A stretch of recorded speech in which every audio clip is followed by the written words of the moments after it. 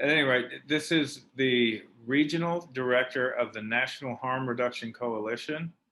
Her name is Dr. Orisha Bowers, and she is going to present to you an elemental approach to harm reduction. All right. Thank you all so much for joining us this afternoon. I do apologize for the technical difficulties that we're having. I had a family situation, and so we are playing it by ear. Thank you so much for joining me for an elemental approach to harm reduction. And we'll begin now. First slide, please. Harm Reduction Coalition.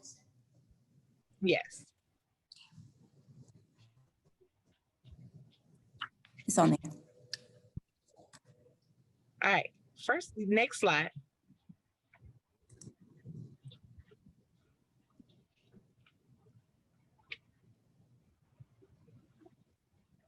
Next slide, please. The next slide says agenda. Would you like me to move moving through Zoom? You can go ahead and move to the next slide. Thank you so much. So the slide I'm currently on is through Zoom. The slide you're currently on is my fourth slide. So, but I mean, it doesn't matter. I can start wherever you land. It just doesn't matter. Are you able to see the slides? I can. Okay. So right now it's currently on the slide titled Moving Through Zoom. No, that's not what's projecting on my phone screen. I can see that you're not in presenter mode. But the very first slide that should be projected is slide number 2, which has the 5 pillars. I prefer to start with that slide, but it doesn't matter. Okay, it's on the 5 pillars. I believe this is the 5 pillars. That's it.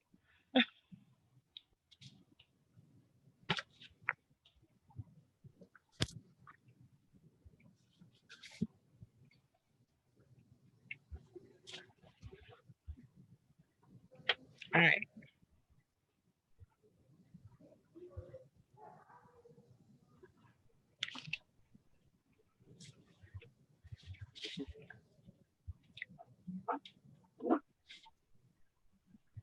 The slide is up with the 5 pillars. Thank you. All right. So we're ready to begin the presentation. Correct. Gotcha. All right. Thank you all. Thank you. Again, apologize for us. We're trying to get straight here with our technology. So today's presentation is entitled A Elemental Approach to Harm Reduction. I'm Dr. Orisha Bowers with the National Harm Reduction Coalition located in New York City and California, Oakland, California. So the National Harm Reduction Coalition does our work from 5 pillars. 5 pillars being policy and advocacy, trainings, technical assistance, overdose prevention, national and regional conferences, and resources and publications. For today's presentation, we'll be working from the presentation called Trainings and Technical Assistance. We use our pillars to create spaces for dialogue and action that help to heal the harms from racialized drug policies. And what you'll be discussing today will help us to understand the context in which we work and how we can apply the principles of harm reduction to be able to better do our work as a movement. Next slide.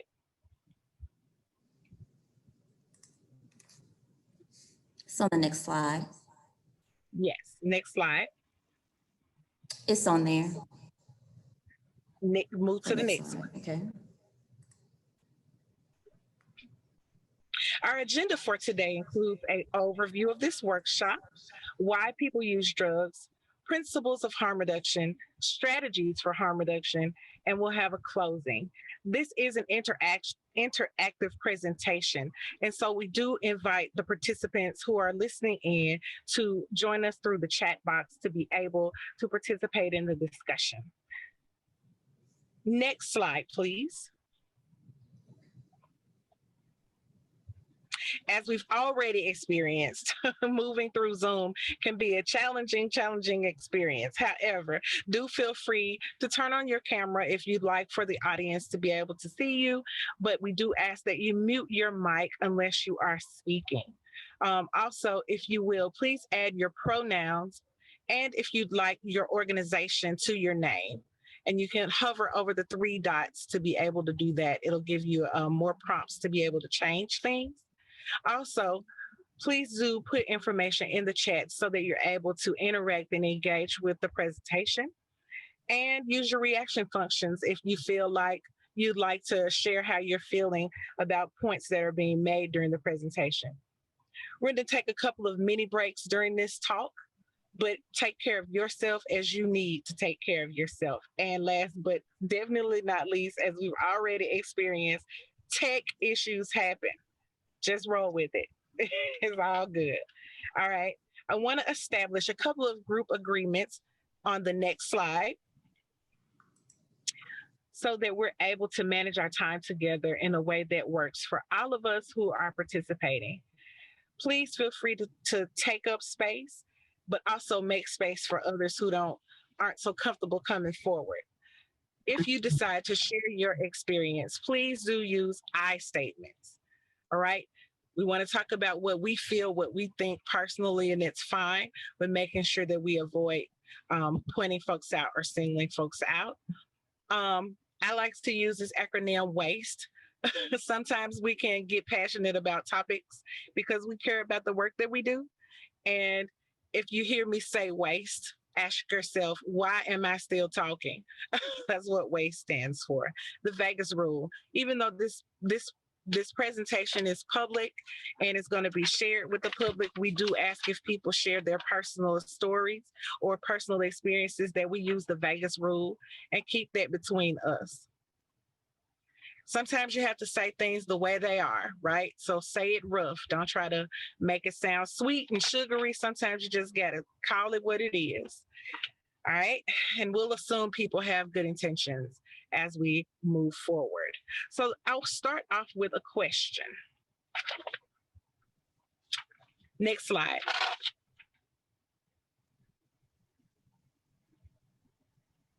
You can go to the next slide. Yes. So in your chat box, why do people use drugs? And you can place your answers in the chat.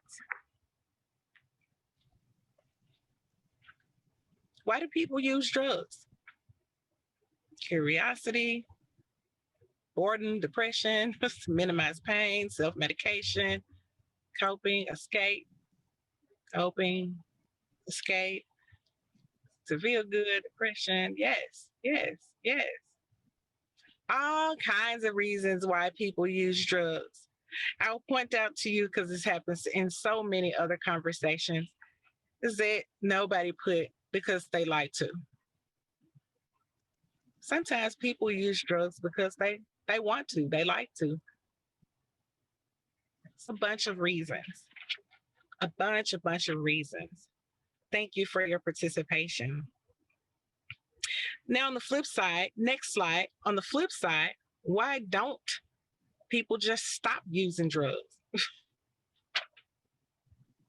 put the main thing out there first. Why don't people just stop using drugs?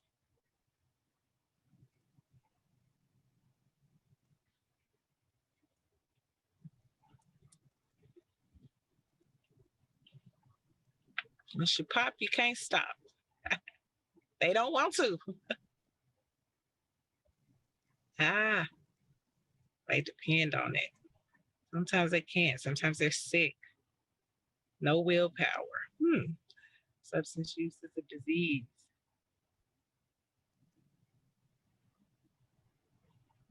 Right. Thank y'all so much. They don't have the skills. It feels good. All of these answers are relevant depending upon who it is that we're talking to. So let's talk about what it means to do harm reduction work. What is harm reduction? You can skip forward 2 slides.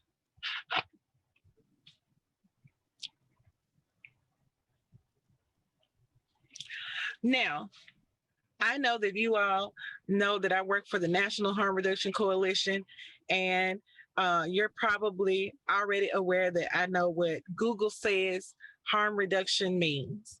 But again, I'm going to ask you all to give me your definition of what harm reduction is. What is this thing we call harm reduction? What does it mean to you? And you can share, pop your answers in the chat and share. What does it mean to you?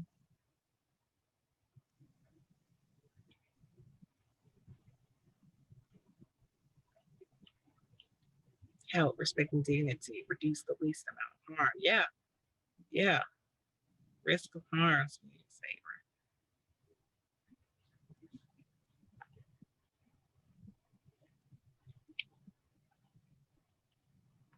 Some of these are very specific. Thank you all so much for sharing your hearts. Right? So broadly, harm reduction is a set of principles that is applied in our work that we do with participants, patients, clients, whatever we call our folks who we engage with, to reduce the harms in their life. And I place emphasis on there because we have to start with the individual, right? So when I'm doing work with a person who is coming to me and I'm applying the harm reduction principles, then it means that the strategies that I use might be on a really big spectrum. But the key thing is like, what are the harms according to that individual? What are the things that are going on in that person's life that we're trying to reduce harm around? And whose priority is it, right? So harm reduction pretty much falls into three compartments: safer techniques, managed use, and abstinence. So right off the bat, I'm going to say to you, abstinence is not everybody's. There's not everybody's destination. And so while it may be a outcome that some people are wishing to accomplish, that is not everybody's desire to abstain. So I'll just start right there with the fact that, that's just not everybody's outcome that they're looking for. And so we have some other options that are also available to us. And that falls into those other two compartments of safer techniques and managed use. So how do we get to understanding why people might be interested in applying harm reduction principles or applying the strategies related to harm reduction? You can switch to the next slide.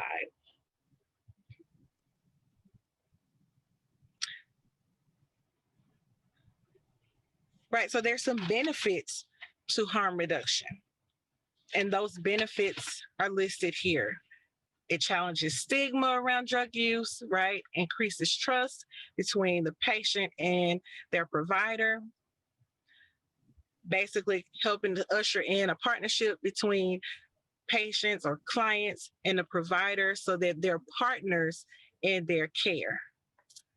Keeping people engaged in care even if they aren't abstaining, and improving public health overall. Like, everybody wants us to improve public health.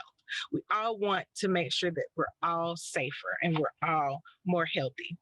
So that's the broad benefits of harm reduction. Well, let's think about what some of the things that you've already shared in the chat helps us to consider what it means to understand the continuum of drug use, right? So people fall on a spectrum. You can switch to the next slide.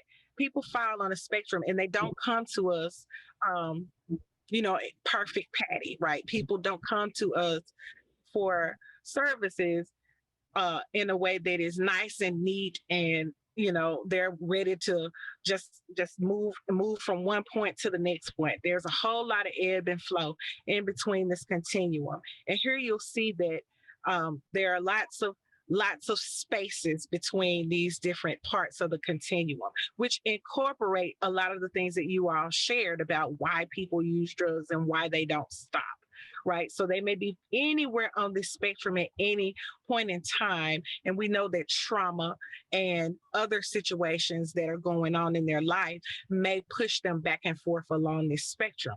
But just for those who may not understand, we want to make sure everybody's working from the same frame of reference and understanding that drug use is a continuum and people are not in the same place all the time. Sometimes they may be on one end of the spectrum. At another point in their life, they may be at a different point on the spectrum, and that can change from year to year, month to month, minute to minute, depending upon the individual and what they face in their life. So going back to a previous slide is why we have to begin with what that person perceives to be the harms that they're facing in their life. And I can't place my priorities as a provider over their priorities for their life, right? I can't want for them something that they don't want for themselves, nor can I presume to know what is best for that individual. They have to tell me that information. Next slide. Now on to the principles of harm reduction. There are 6 principles of harm reduction here, and we'll talk about each of the 6. So next slide, we'll talk about a focus on health and dignity. You can go to the next slide.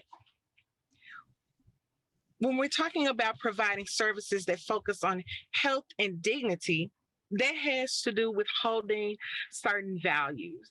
So our values around this have to be that people who use drugs are valued members of our community. They're not just castaways or people who aren't deserving of our services or people who are needy. They are full people who deserve a focus on their health care as from a perspective that is suitable for them, as well as that is filled with dignity so that they're able to maintain their full humanity as people. So we're not giving people a handout when we provide them with services. So we can't approach service provision from that place.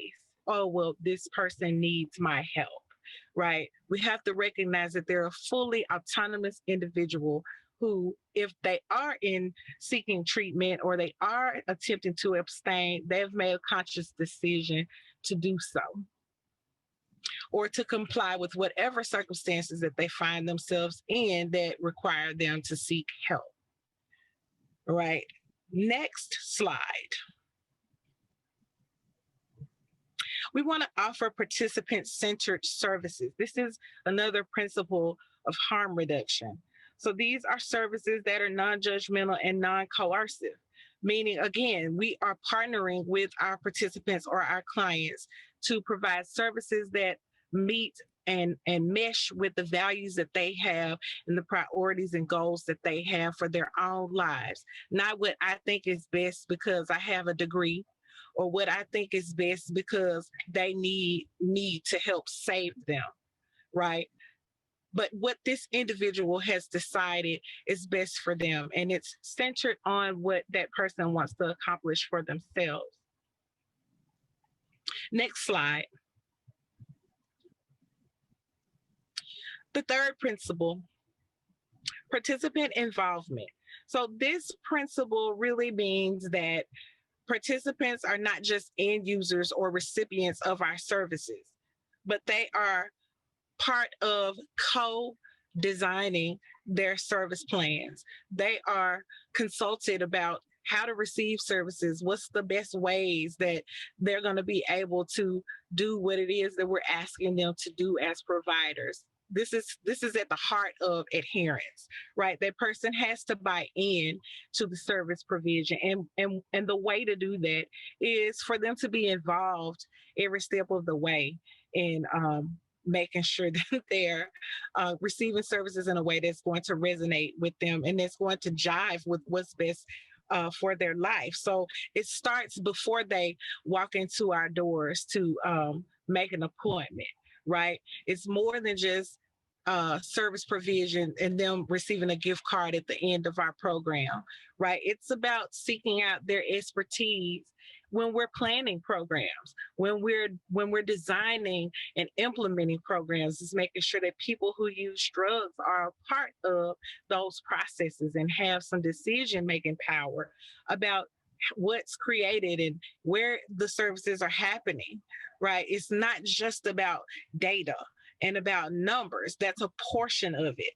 But how do we know best how to reach people if they are not a part of telling us information about how they want to receive services, when they want to receive it, where, and all of those facets,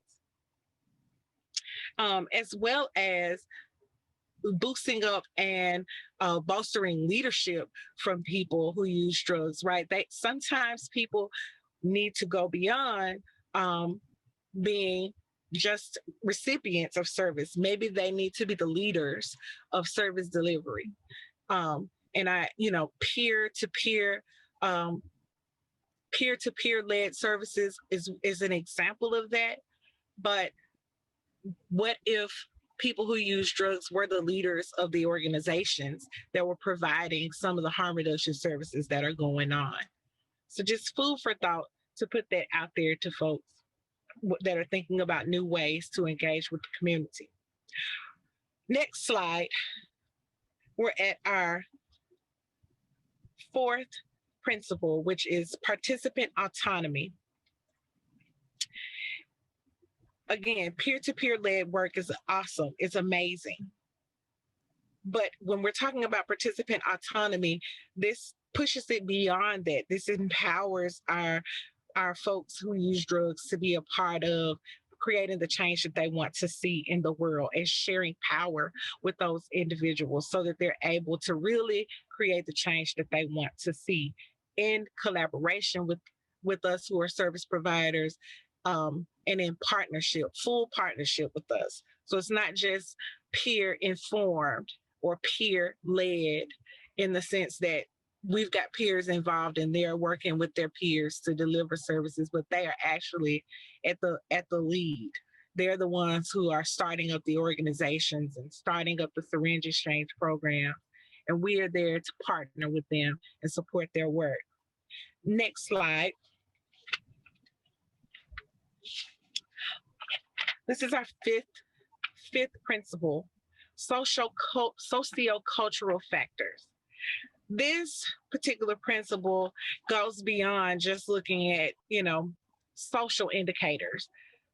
This considers that the lived experience of the people who we are working with are real, right? There are institutions and systems that work against our community members who identify as Black and Brown, who identify as LGBTQIA+. These are systems that are genuinely anti their lived experience, their existence. And we recognize that as a principle, and we create systems and tear down systems that promote of values and that don't honor people's lived experience, that don't honor their full humanity. Next slide, please. The final principle is pragmatic and realistic programs, right? That don't minimize the outcomes that are associated with drug use. So this is not a patty cake session where we sugarcoat things. Overdose is an actual possibility and a possible outcome for drug use, and we don't minimize that.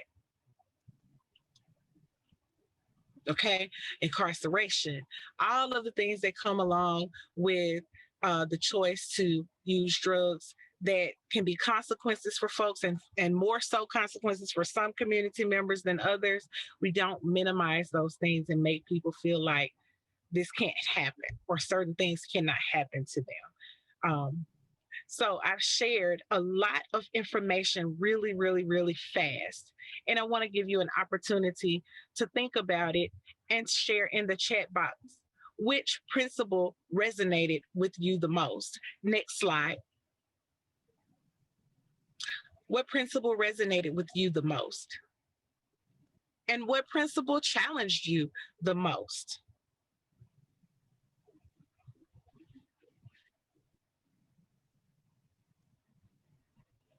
What principle challenged you the most? What principle resonates with you the most? Pragmatic.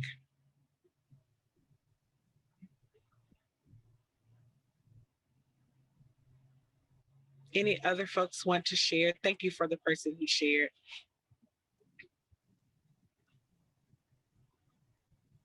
Mm.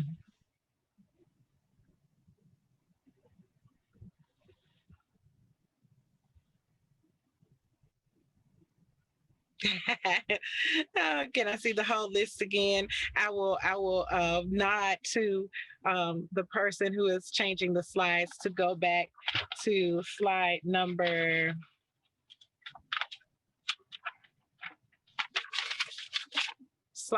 13 with the principles of harm reduction listed at the top.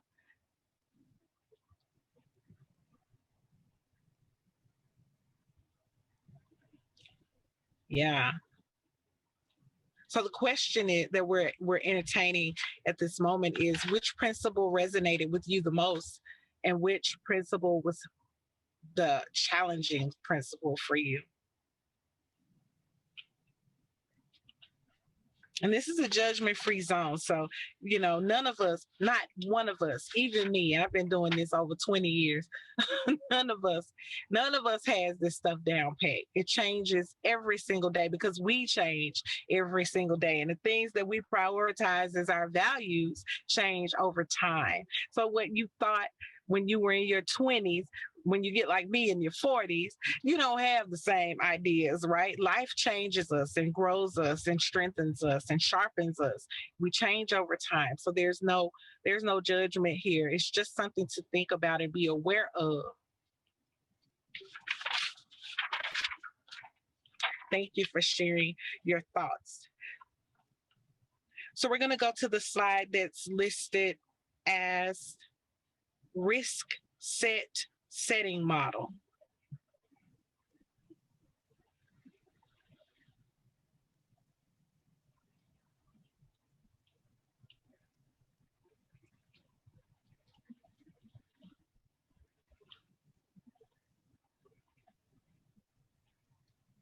The one with the circle. That's it. All right. So I took out a slide here to keep us moving forward in our time. That slide asks, what are harms that can come from using drugs? And we've talked a little bit about that. We know that there are a lot more outcomes other than overdose and other than incarceration. There are a lot of things that can happen to people because, again, depending on who the person is and what their circumstances are, there are a lot of harms that can come to a person. So I don't want to minimize that. You will have an opportunity, I believe, to receive the copy of the PowerPoint and copy of the recording if you'd like to, think more deeply about that. So I'm not minimizing that particular conversation. I'm just trying to keep us moving forward in time because I want us to definitely still get to everything. So the risk setting model is something to think about. As we're working with people, when we think about risk, right, we're thinking about the risk related to drug use or sex work that person does. What are the real risks that they're facing, right? We know we can project or we can think about things that we have heard other folks say, but the key here is to let them tell you what the risks are. Let them name what the risks are in their own life. And not presume to know because of what we've studied or what we've heard. Sometimes we can get jaded and feel like, yeah, I know already. You had your kumbaya. I know this already. And we fail to listen to participants talk about their own lives and be the experts over their own lives. So it's important for us to listen to our participants. Next is the set or the mindset that person is bringing to the table. If they are not interested in abstaining, don't spend 45 minutes talking to them about abstinence. What are they willing to do? What mindset is the person bringing to the table? Sometimes we cannot honor a person's full autonomy. They may want to do something that our organization is not capable of providing. And when we know that that is the case, then what we have to do is have a real good Rolodex of community partners where we can steer our clients to get to what they need if we cannot provide it. It's not our job to try to convince them to conform to what our agency does to meet numbers or to fulfill our own ego. If we can't do it, that's fine. Find someone in the community who can do it. But the key is to recognize the mindset that that person is bringing to the table. All right, physical and social environment or the setting in which they are living. If they are in a community where it is non-affirming for folks who use drugs, then that's going to impact the risk that they take, again, and the mindset. So we have to be realistic about what physical and social environment our person we're dealing with is living in. If they're in my program, but they're going to be going outpatient into a community where drugs are readily available, they got to pass 3 crack houses to get to my services, then the likelihood that they might have a relapse is greater, right? Common sense, it seems like. However, we all know that common sense is not always common. So we have to be, again, we have to think about people as individuals and we have to meet them where they are for real, but not leave them there. Next slide. So I get a lot of questions about what specifically are harm reduction services. You can hit enter again. What specifically are harm reduction services? Again.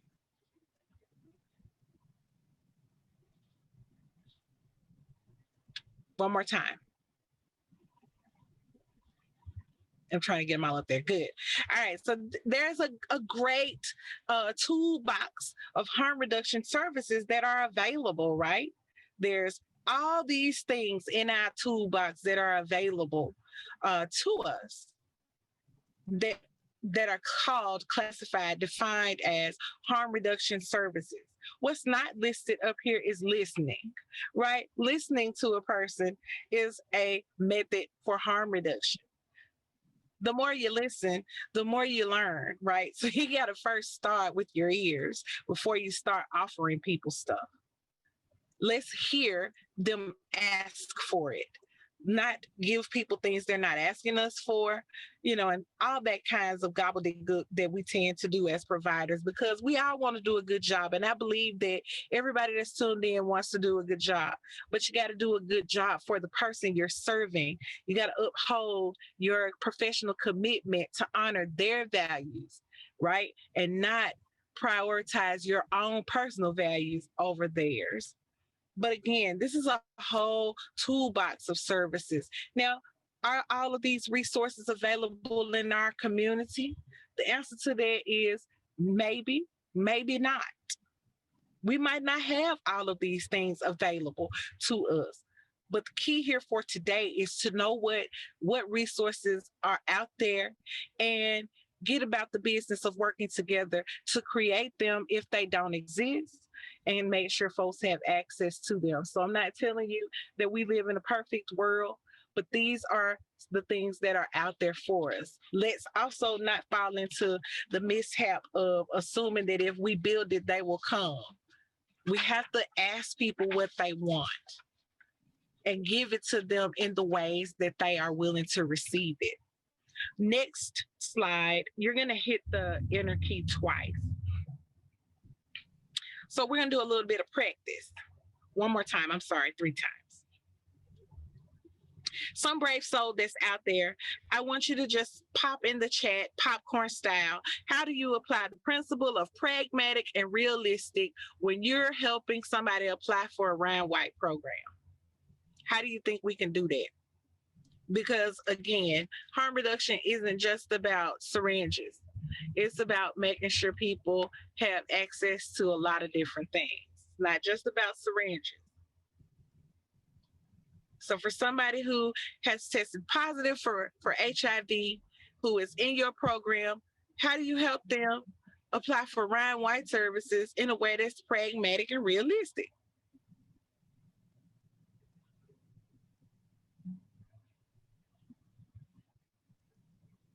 Somebody gave a great answer. They might prioritize seeing about their HIV first and then seeing about their drug use second. So we're going to go with whatever way that they choose to, what they want to address first. We're not going to make that decision for them. Next slide.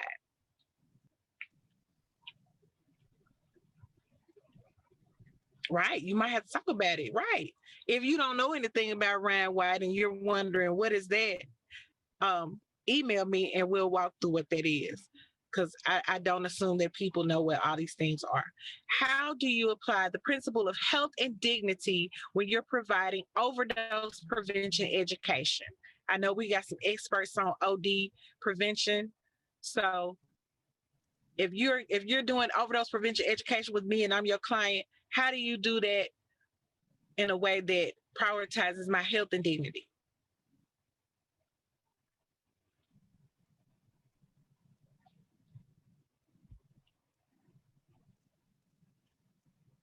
Don't get scared, y'all. Don't get scared. Now, I told y'all up front we were going to be all participate.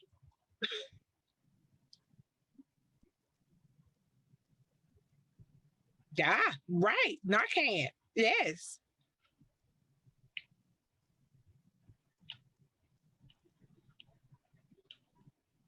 There you go. There you go. Encourage client self-efficacy through the overdose program. Yes. Y'all working there. Okay. Next slide. We got two more, y'all. How do you apply the principle of participant involvement when providing supportive housing? And now I'll switch this one to say something like if you're trying to get the person to be in an inpatient program. It sounds like we've got a lot of SUD providers here.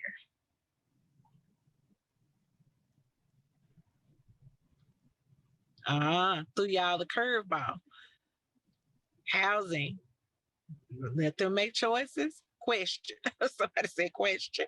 Ask questions. I guess you mean ask them questions.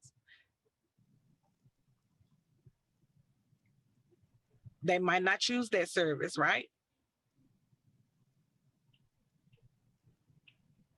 No, sorry, no.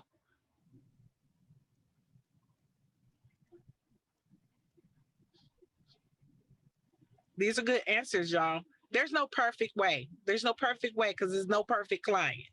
Next slide, which is actually almost our next slides.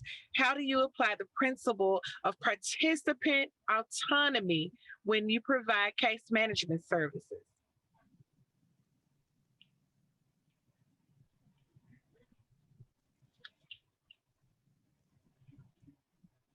Listen first. Right.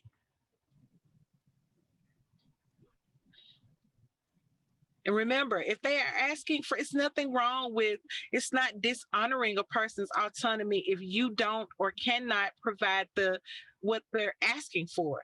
It's about finding another route.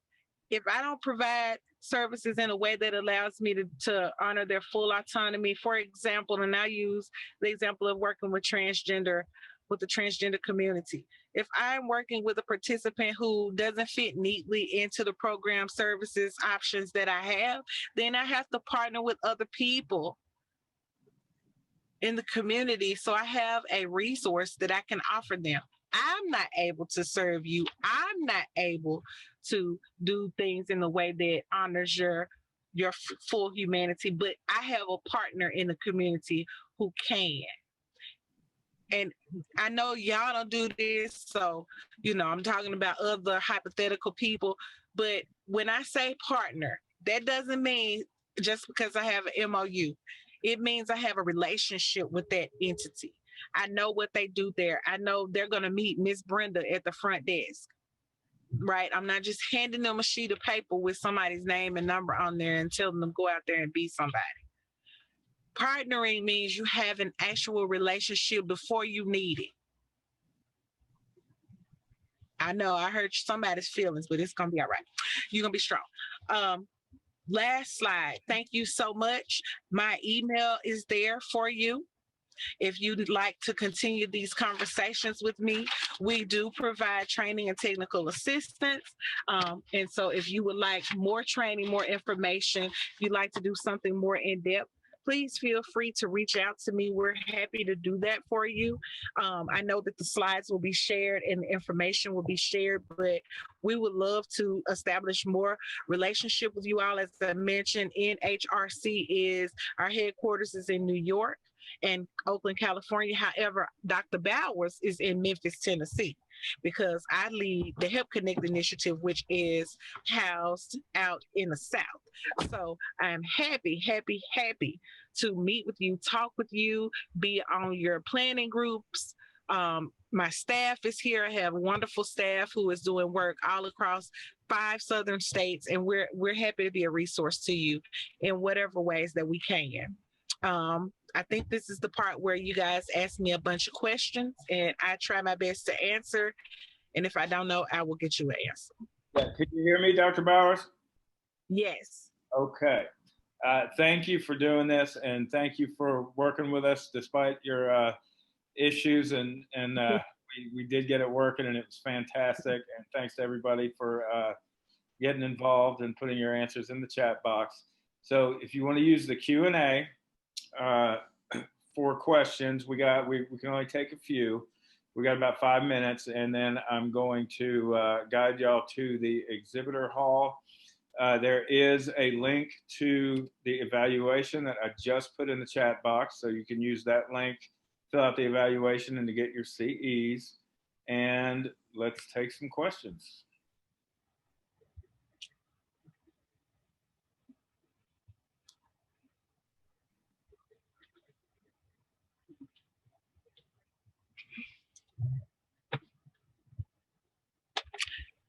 Okay. I know how to do it. The last slide about not sugarcoating. How are you able to set aside emotions, or are you able to? You know, I try to encourage folks to be realistic. I don't pretend like something isn't scary or difficult. I try to name, what is happening in that moment. I've had difficult clients in my years of working with folks, and I'll say to them, this is really hard for me, or this is a learning edge for me. However, these are the things that can happen. Using drugs is dangerous, and these are the outcomes that can happen. But I have to recognize and be aware of my own issues. If there's something that I'm uncomfortable with and I know that it's something that I cannot manage well, then I try to create relationships with on my team. Like I try to use my team and know and be aware of those who labor among the group. This is a strong area for this particular person. I might need to say, hey, Sally, I'm having challenges with this particular issue. So I'd like to bring in my counterpart, Susan, who's going to come in, and she's an expert at this particular thing, and make that warm handoff and trade that person over to Susan so that Susan can get them what they need because I am unable to. So that's an example of what I mean. All right, thank you. All right, question from Rachel, and I think this is a really, really good question. How can we use harm reduction services to assist court-ordered clients when their legal oversight agencies are only receptive to abstinence-based outcomes? One thing that we can do and in that situation is we can try to create collaborative efforts in the community whereby they see providers and others across the spectrum of these different entities come together to say, look, this is what harm reduction is, and this is why it's important, and this offers clients ways in which they can engage with us and be successful. Like we have to be able to not only show data numbers, but we also have to be able to message in a way that allows folks to, change their heart and change their mind. Everybody wants to be on a winning team, and if we can work together collectively to show the benefits of harm reduction, because I do think that a lot of times there's a disconnect with folks. They don't understand what it is because in their minds they think harm reduction is just encouraging people to use drugs, right? It's just making it all right. But if we're able to show folks the benefits of harm reduction and how to meet people and show the ways in which they change, the ways in which their lives are made better, and the success rates of individuals who we've used harm reduction services to help, that sometimes will help to change the hearts and minds of those other entities. Is it a perfect match? No. There's some folks who are on that part of the spectrum where they're just not going to do it. And we know that those things happen, right? But again, it's about being realistic about the ecosystem that we're in. Honestly, though, I do think that people deep down really do want people to do better. It's just a matter of explaining stuff in plain English in a way that they can understand it, that takes them beyond, oh, you're just telling people it's all right to use drugs. All right. And thanks again, Dr. Bowers, for taking time to do this. And hopefully we will see you next time. All right. Thank you all so much. And I appreciate you for bearing with me in my emergency situation, but hopefully the information that was shared will help a lot of folks. And again, if you would like a more formal conversation, I'm available. Just reach out to me. The organizers here know how to reach us. And again, I do appreciate your time and your participation today as well. All right. Thank you. Thank you. Have a great day.